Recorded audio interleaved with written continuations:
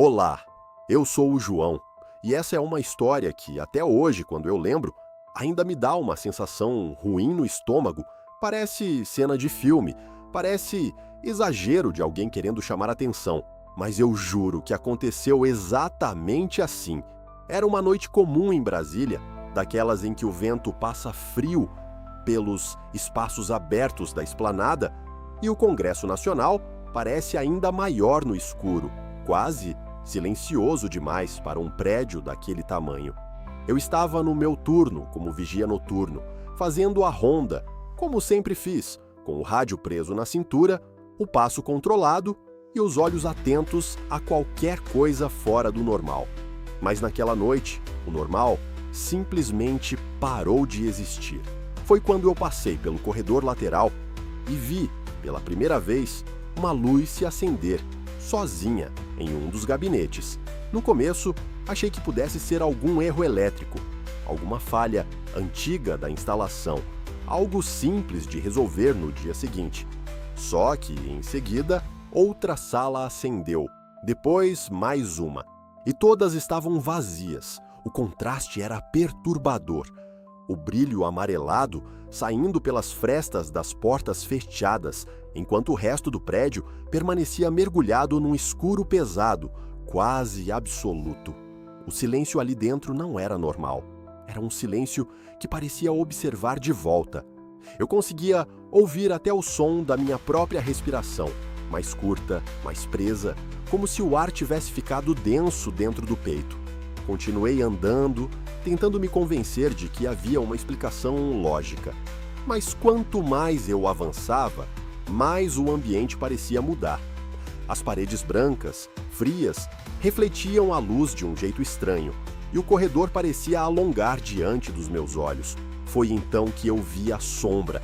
Não era alguém passando de forma clara, não era um vulto definido, mas uma movimentação rápida demais para ser imaginação. Ela cruzou de um lado para o outro, rente às portas, tão depressa que meu corpo travou por um segundo. Senti um arrepio subir pelas costas, daqueles que gelam até a nuca, e fiquei parado, sem coragem de chamar no rádio imediatamente. Naquele instante, eu soube que tinha algo errado, muito errado. E o pior é que eu não consegui parar de pensar no que podia existir dentro daquele prédio, escondido entre corredores vazios e gabinetes fechados, fazendo luzes se acenderem e sombras se moverem como se tivessem vontade própria. Se você já sentiu essa mesma tensão só de imaginar a cena, fica comigo e se inscreve no canal, porque o que aconteceu depois foi ainda mais estranho. Nos dias seguintes, eu comecei a prestar atenção em tudo com muito mais cuidado. Cada ronda virou uma espécie de teste mental, porque eu já não conseguia andar pelos corredores do Congresso Nacional do mesmo jeito. O prédio, que durante o dia parecia apenas imponente e formal, à noite assumia uma presença completamente diferente. O chão brilhava sob a luz fria e distante das poucas lâmpadas de emergência, e o eco dos meus passos parecia me seguir por mais tempo do que deveria. Foi nesse clima que comecei a conversar em momentos rápidos e discretos com outros vigias. Ninguém falava alto, ninguém queria se comprometer demais, mas os relatos eram sempre os mesmos, repetidos quase no mesmo tom, como se todos estivessem descrevendo a mesma coisa e tentando fingir que não estavam assustados.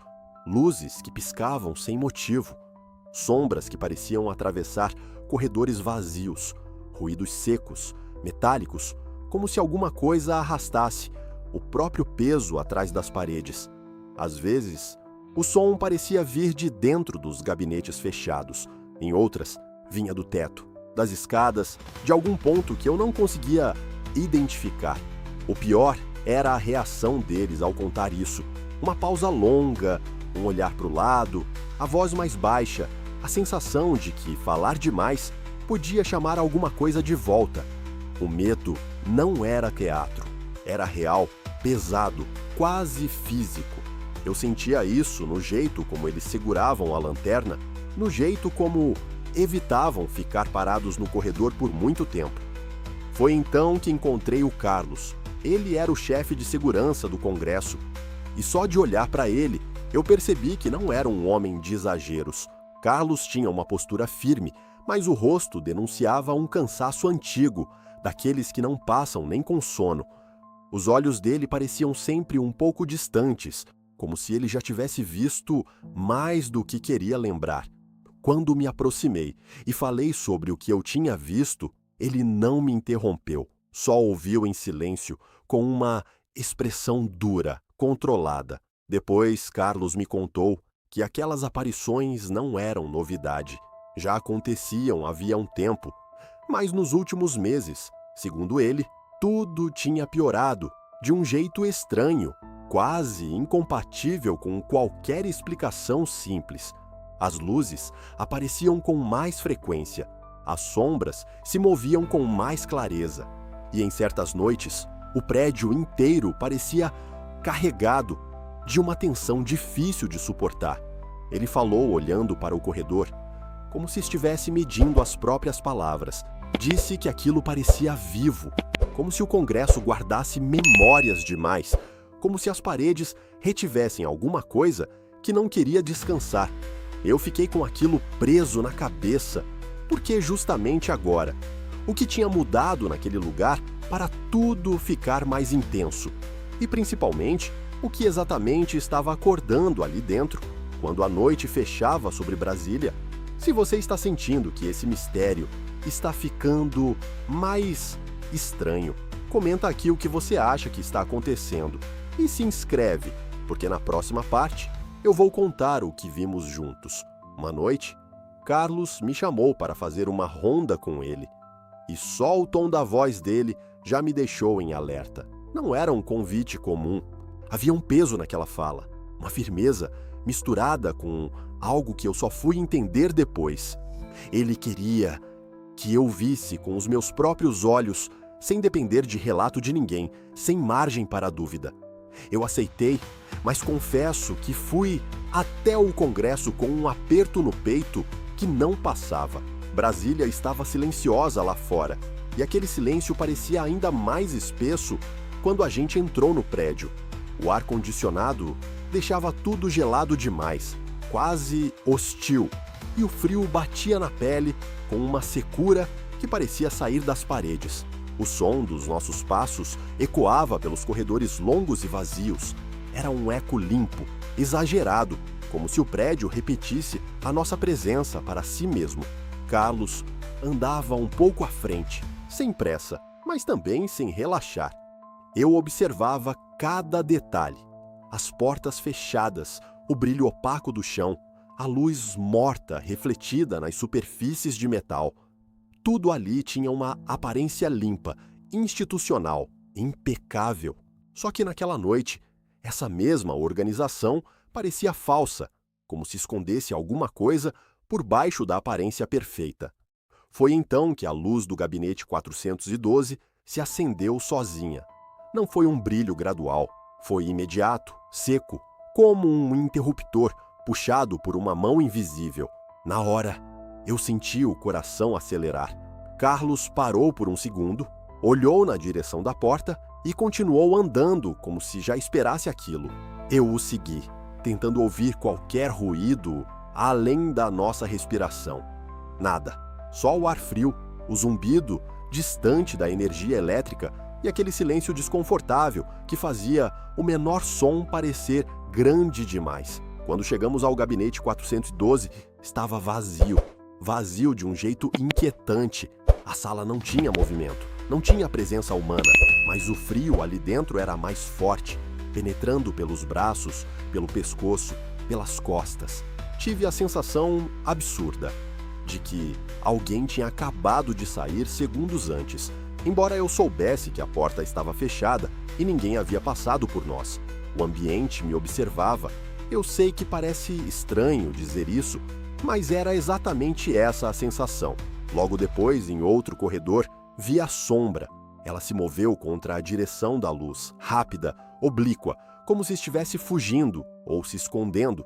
Não era uma forma nítida, mas o suficiente para fazer minha pele arrepiar inteira. Carlos não demonstrou surpresa. Pelo contrário, parecia encarar aquilo com uma resignação pesada. Foi então que ele me falou do passado inquieto do Congresso. Disse que aquelas salas carregavam histórias que ninguém contava em voz alta, marcas que ficavam presas nas paredes, nos cantos, no ar, como se cada gabinete fosse um arquivo vivo de tudo o que já aconteceu ali. Aquilo me atingiu de um jeito estranho, porque não parecia mais só uma falha elétrica ou uma ilusão. Parecia memória. Parecia algo preso no prédio, esperando a noite para se manifestar. E quanto mais eu pensava nisso, mais eu sentia que estávamos chegando perto de alguma coisa maior do que eu imaginava. Se você quer saber até onde isso foi, se inscreve e ativa o sininho, porque o que descobrimos depois mudou completamente a forma como eu olho para aquele lugar. Com o passar dos dias, ou melhor, com o passar das noites, eu comecei a perceber que aquilo não acontecia de qualquer jeito. No começo, eu ainda tentava achar explicações soltas, como falha elétrica, corrente de ar, reflexo mal interpretado pela exaustão. Mas quanto mais eu observava, mais ficava claro que as luzes e as sombras obedeciam a algum tipo de lógica que eu não conseguia entender. Elas não surgiam aleatoriamente. Pareciam escolher onde aparecer, como se fossem atraídas por lugares específicos do prédio. E justamente esses lugares eram os gabinetes mais sensíveis, os corredores mais fechados, os pontos onde decisões importantes já tinham sido tomadas e onde, pelo que o Carlos me dizia, tinham existido conflitos que deixaram marcas profundas. Eu lembro da sensação de andar por aqueles corredores depois de ouvir isso. O ar parecia mais pesado, como se a temperatura caísse alguns graus sempre que eu me aproximava desses setores. O silêncio ganhava um peso quase material. Até o som da minha roupa se movendo parecia alto demais. O Congresso Nacional, por fora, continuava imponente, limpo, monumental. Mas por dentro, principalmente à noite, ele parecia carregado de uma tensão invisível, como se cada parede guardasse o eco de discussões, rupturas e segredos que ninguém jamais quis admitir em voz alta. Foi numa dessas conversas discretas que Carlos me confidenciou o que pensava de verdade. Ele dizia que o Congresso guardava as emoções daquela gente poderosa, não só as palavras ditas em plenário, mas a pressão, a raiva, o medo, a ambição e tudo o que ficava preso entre uma decisão e outra. E segundo ele, talvez aquilo fosse ainda pior do que parecia. Talvez não fossem só emoções, talvez fossem segredos, coisas que não vieram à tona e que de alguma forma ficaram presas ali, impregnadas no prédio, se alimentando do silêncio noturno. Eu ouvi aquilo sem responder de imediato, porque sentia que havia verdade demais naquela hipótese para ser descartada com facilidade. E foi justamente nessa noite, com o prédio quase inteiro escuro e só em algumas luzes de emergência recortando o corredor principal, que ouvimos o sussurro. Não foi um som claro, foi pior. Veio como se várias vozes estivessem tentando falar ao mesmo tempo, mas sem conseguir formar palavras inteiras. Era um ruído baixo, arrastado, quase abafado pelas próprias paredes, como se o corredor estivesse tentando dizer alguma coisa sem se entregar completamente. Eu e Carlos paramos ao mesmo tempo. O corpo inteiro de repente fica rígido quando o medo chega antes da razão. Fiquei atento, tentando identificar de onde vinha aquilo. O som parecia vir de toda parte e de lugar nenhum ao mesmo tempo. Era como se o prédio respirasse em voz baixa. Se você está sentindo esse arrepio agora, imagina estar ali. Comenta o que você acha que eram esses sussurros e se inscreve. A revelação veio numa noite em que o silêncio parecia ainda mais espesso do que de costume. Eu estava com Carlos num dos trechos mais apagados do corredor, quando ele tirou do bolso um documento antigo, dobrado com cuidado, como se estivesse manuseando algo que não devia sequer existir. O papel tinha aquela aparência envelhecida, amarelada nas bordas, com marcas do tempo e um cheiro seco de arquivo, guardado por anos. Quando ele me entregou, senti a textura áspera entre os dedos e, por um instante, tive a impressão de que aquele papel pesava mais do que deveria. Era um registro confidencial, não tinha nada de sobrenatural no papel em si, mas o conteúdo dele me atravessou de um jeito estranho. Ali estava descrito que, décadas atrás, naquela mesma ala por onde eu vinha passando tantas vezes, havia acontecido uma reunião secreta. Não era uma reunião qualquer. Era uma noite marcada por traições, decisões calculadas e consequências que prejudicaram muita gente. Enquanto eu lia, o corredor parecia ficar mais frio, como se o prédio reagisse ao próprio passado. A lâmpada distante tremeluzia de forma fraca, lançando sombras longas na parede, e eu conseguia ouvir o leve zumbido da eletricidade acima da minha cabeça. Carlos não falava muito. Ele só me observava, esperando que eu ligasse os pontos sozinho. E quando eu terminei de ler, tudo começou a se encaixar de uma forma que me deixou sem reação.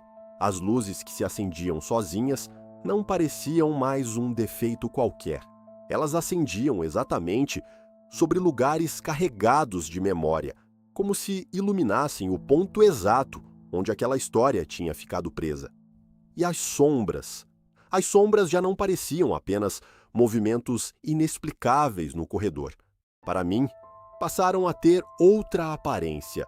Pareciam fragmentos, restos de presença, como se fossem pedaços de pessoas que nunca foram perdoadas, esquecidas ou devidamente enterradas pelo tempo. Foi ali que entendi a verdadeira sensação daquele prédio. O Congresso não era só um edifício monumental de Brasília, feito de concreto, vidro e poder. Era também um receptáculo, um lugar que absorveu décadas de tensão, silêncio, ambição e culpa.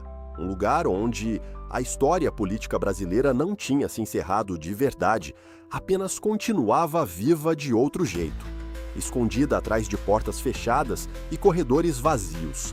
E o mais perturbador de tudo era perceber que aquelas aparições talvez não fossem um aviso qualquer. Talvez fossem a própria memória do lugar tentando se manifestar, insistindo em existir mesmo depois de tanto tempo. Se você achou essa revelação pesada, espera só até saber como tudo terminou. Se inscreve no canal e comenta o que você acha que essas luzes e sombras querem dizer, porque a última parte mudou completamente a forma como eu olho para Brasília. Na última noite que fiz ronda com Carlos, eu senti desde o começo que alguma coisa naquela madrugada estava diferente.